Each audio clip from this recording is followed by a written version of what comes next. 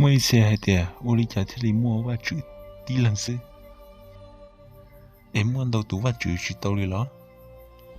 Giờ muốn đầu tủ và chữ, chỉ cho và chữ nói như chúng mua kế sĩ tự trả, thế xứ bây giờ. Thế bây giờ bỏ thế tàu nói thế nào là để căng, cho cảnh rằng.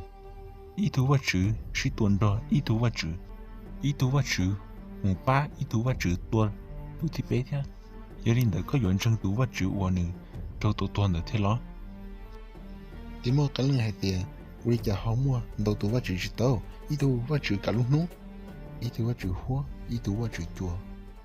yên để bây giờ xài thì mua cho 와 trường được cái dạng nó lớn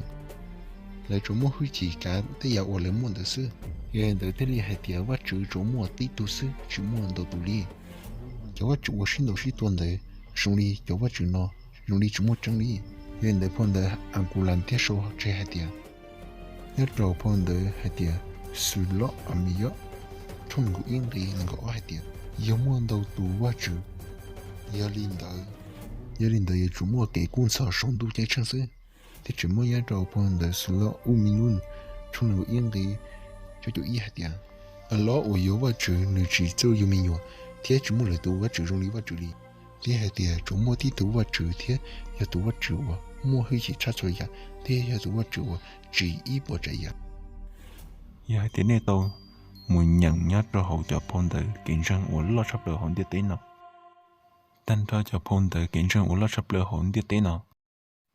Sau khi hai tiếng, quá trừ chủ yếu mua tí tu sư.